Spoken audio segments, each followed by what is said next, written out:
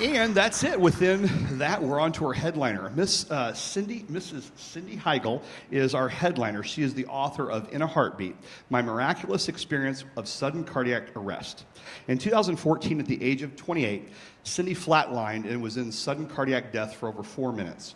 In her book, she describes her near-death experience as the most beautiful and comforting piece imaginable. Cindy believes God blessed her with this experience for a purpose, and she's excited to humbly share her story. She grew up in northern Indiana and now resides with her husband, Jeff, in northern Illinois. As an MBA graduate of Indiana University, she's responsible for sales and new business development at a Philadelphia-based manufacturer in the retail construction industry. Please help me welcome Cindy Heigl to the Spark stage.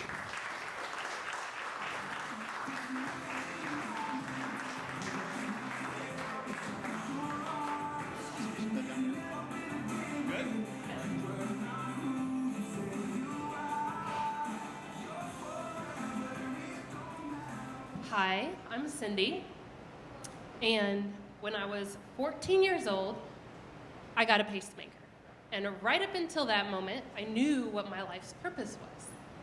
I was going to be a professional athlete. Just like every other high school student who's a little bit good at their chosen sport, I thought my life would revolve around running forever. And I was dedicated, and I gave it my all at every practice and at every race, and I left it all on the field, as coach would say. And a couple times I did that literally because I passed out after my race, which concerned my parents, and so they made me an appointment at Riley Children's Hospital. And at that appointment, I had a defining moment in my life when my doctor told me that I had been living with an undiagnosed heart condition, and that the only option for me was to get a pacemaker. And so 2 days later, I got a pacemaker. And I named him Petey. Petey the Pacemaker. Lived in my chest. And so Petey and I did okay. I was still able to run cross country and track, and I was even on the varsity team. But it became pretty clear pretty quick that I was not going to make a living running, and that I was probably not even going to pay for college running. My dreams were crushed. And as hard as I tried to be great at running it again, I just couldn't do it. And I always felt like God had a purpose for my life. And I was involved in our youth group and our church, and I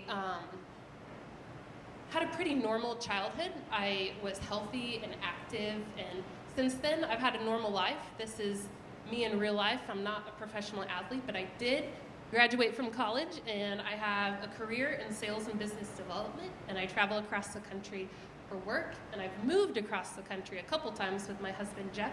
I married my best friend 11 years ago, and Jeff and Petey and I have it pretty good, and we get along just fine. And I've gotten along just fine right up until one day when I didn't. And we were living in California, and I didn't feel well, and I went to the emergency. And one thing led to another, and I was admitted from the emergency room to ICU. And about 15 minutes after I got into the ICU, I went into sudden cardiac arrest, and I flatlined. And Jeff was with me when it happened, and he caught me when I passed out, and he said that chaos followed, and the alarms in the hospital went off, alerting staff that someone had coded, and my skin turned gray, and my lips turned blue, and I started foaming at the mouth, and they did chest compressions for over 2.5 minutes. And then I was miraculously resuscitated. And during the time that I was in sudden cardiac arrest, I was so protected, and I felt God's love and protection in a real and tangible way. And I went to this place, and I was underwater, and it was beautiful, and there was no pain, and there was no fear, and there was no anxiety, because they couldn't exist in this place that I went. And for all the negative emotions that were absent, there were positive emotions that I can't describe because they don't exist here, but I felt like I was completely content, and I felt like I had been fulfilled, and anything broken in me had been made whole. And it was as if God revealed to me and helped me to understand the way that he loves me and the way that he protects me. And so, as a child, I would imagine God protecting me, and he would do this because I was a miniature person and he was a giant. and he would hold me in his hand, and he would protect me. He's safe from everything around. And in this place that I went, it was as if God was the water, and he helped me to understand, because my human mind can't comprehend his depth of love or the type of protection. And so it was as if he didn't just hold me in his hands, but he was the water, and he embraced me more than 100% around every finger and every hair. And the place that he put me to keep me safe wasn't just the claustrophobic clasp of a giant's hands. It was miles and miles underwater that I could see. And I was so protected and safe. And it was like I could see into the heavens, and I could see how big they were and how great everything that he's created is. And I could see myself broken and dying and insignificant in this realm of greatness that I was in. And he stopped time and everything that he had on his plate to be with me and to check in with me and take care of me and make sure that I was okay, even though I was in a place where fear and anxiety couldn't exist. And so that was my slide for protection. But so God said, I know the number of hairs on your head, and I know the number of stars in the sky, and I'm here with you, and I will protect you, and I will be with you. You don't have to be afraid, because I'll be with you. You won't be alone, and we'll get through this together. So just be with me now, and this will all be over soon. And so you know that I wouldn't come up on stage and tell you about one defining moment that I had at 14 when my life for myself that I saw, my future disintegrated. No, I had another defining moment when I was in sudden cardiac arrest. And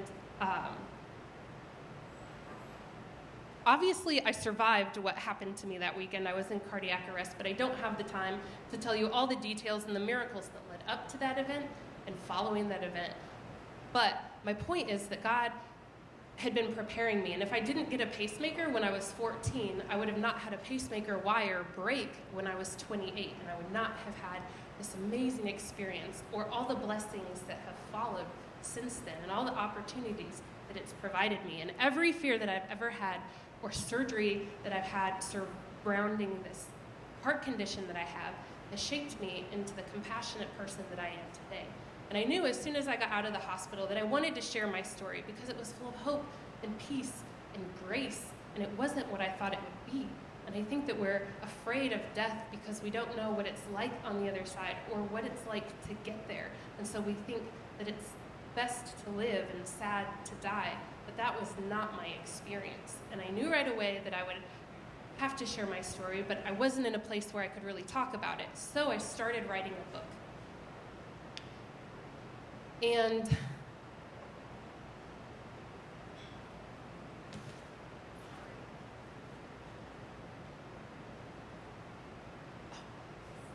started writing a book because I wanted to share my story, because it was the best thing that had happened in my life, and it wasn't what I thought it would be. And I fought waking up. I didn't want to leave this place that I was at. I wanted to stay there. And I would like to think of myself as a strong person and a fighter, and think that if I was on my deathbed surrounded by people fighting for me, that I would fight for myself as my husband stood by and watched it all happen. But I didn't. I fought to stay where I was, and I didn't want to come back. And I gave it all that I had to stay. And so as I recovered, I thought about all the people that I wanted to share my story with, like the parents of students that had passed away from my high school, or my friend who had had a terminal diagnosis. And then I thought about my own mom, and if I didn't share my story and she didn't hear from me what it was like, she would have imagined my final moments and my death from her perspective and not mine, and she wouldn't have known the supernatural protection that I felt or the peace that surpasses all understanding I had when I flatlined. And so I decided to publish a book, and this was another defining moment in my life because it was very out of character for me. It felt unnecessary and unnerving to put all of my experiences and emotions and my thoughts on paper in black and white and to share them with anybody and everybody and be out there forever. And so I felt God leading me to do it, and I I pushed it off, and I finally published the book, and it was another defining moment because since then, I've been blessed over and over on almost a daily basis as I've been able to see God work in other people's lives and hear their stories of inspiration and hope. And my testimony has touched people in ways I never thought would be possible, and I have impacted people in a positive way in ways that a professional runner never could.